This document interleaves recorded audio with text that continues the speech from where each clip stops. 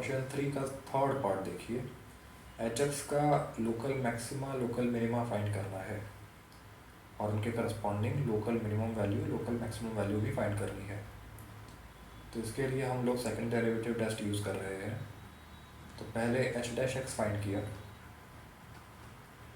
Sine x का differentiation cos x और cos x का डिफरेंशिएशन माइनस साइन एक्स। ध्यान रखना है कि हमें सिर्फ इतने इंटरवल से ही कंसर्न होना है, 0 से π/2 के बीच में, 0 ओपन टू π/2 ओपन, एक्स के वैल्यूज़ के लिए ही हमें फाइंड करना है। इस इंटरवल में ही हमें फाइंड करना है local maximum local minimum values. तो ये फाइंड करने के लिए पहले क्रिटिकल पॉइंट्स फाइंड करने होंगे। क्रिटिकल पॉइंट्स का मतलब एक्स के वो वैल्यूज़ जिसके लिए एच डैश एक्स 0 है। तो कहाँ है ये सॉल्व कर लीजिए। एच डैश एक्स 0 कहाँ पर है? जहाँ cos x minus sine x 0 है। तो जहाँ पर cos x और sin x इक्वल है, ट्रांसपोज कर दिया, sin x को इस तरफ ले गए तो minus sine x plus sine x हो गया। तो बना cos x equal to sine x. अब cos x equal to sine x हमें देखना है सिर्फ कहाँ, 0 और π/2 के बीच में। तो ये तो सब लोग जानते ही हैं कि 0 और 90 डिग्री के बीच में साइन और cos 45 डिग्री पर इक्वल होता है, यानी कि π/2 पर इक्वल होता है। साइन और cos 0 से π/2 के बीच में, π/4 पर इक्वल होता है। π/4 का यानी डिग्रीज में 45 डिग्री। तो इस इक्वेशन का सोल्यूशन क्या आया, x is equal to 45 degree, हम रेडियंस में ही लिख रहे हैं तो π/4 रेडियन।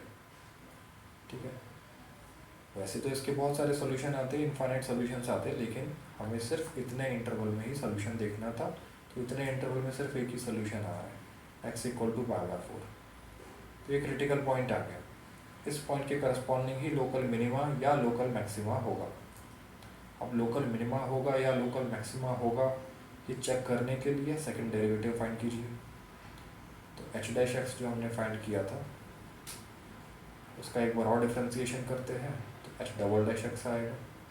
एच डैश एक्स क्या है, cos x minus sine x. Cos x का डिफ्रेंसिएशन कीजिए, minus sine x minus sine x का डिफ्रेंसिएशन कीजिए, कॉस एक्स। तो एच डबल डैश एक्स ये आ रहा है, minus sine x minus cos x. हमें इसका वैल्यू चेक करना है एक्स इक्वल टू π/4 पर।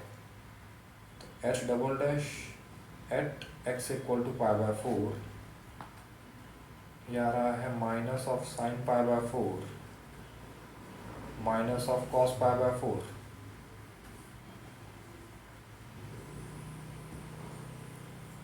तो ये आ रहा है, एच डबल डैश आ रहा है at x equal to π/4 minus sine π/4। Sine π/4 का वैल्यू होता है 1/√2, तो माइनस 1/√2 माइनस कॉस π/4 का वैल्यू 1/√2 ही होता है। ये वैल्यूज तो याद रखने होते हैं आपको, साइन 45 डिग्री और कॉस 45 डिग्री दोनों का वैल्यू 1/√2 होता है। तो एच डबल डैश आया माइनस ए, इसे क्या लिखोगे, -2 टाइम्स ए।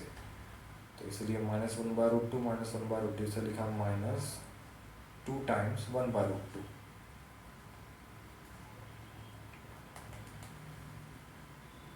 √2 से √2 कैंसिल कर दिया, 2 को ऐसा लिखा जा सकता है ना, न्यूमरेटर में जो 2 लिखा है वो क्या है, √2 इंटू √2। तो √2 से √2 कैंसिल हुआ तो -√2 आया।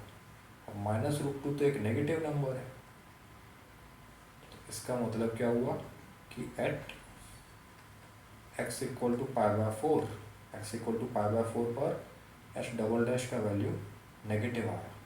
और एच डबल डैश नेगेटिव आने का मतलब है कॉन्केविटी डाउनवर्ड है ग्राफ की, एक्स इक्वल टू π/4 पर, और कॉन्केविटी डाउनवर्ड है, इसका मतलब लोकल मैक्सिमा है।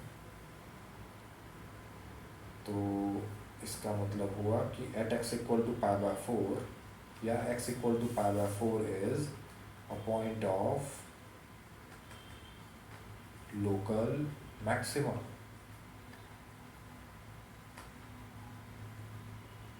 और ये लोकल मैक्सिमम वैल्यू कितनी है, मतलब x equal to pi by 4 पर फंक्शन की वैल्यू, फंक्शन हमें क्या दिया है, एच एक्स दिया है, तो H x sign x plus cos x है। तो h ऑफ पाई बाय 4 यही क्या होगा, is local maximum value of function H x. कितनी है फाइंड कर लीजिए। एच ऑफ पाई बाय 4 तो क्या होगा, sine x plus cos x है ना, तो sine of pi by 4 plus cos of pi by 4।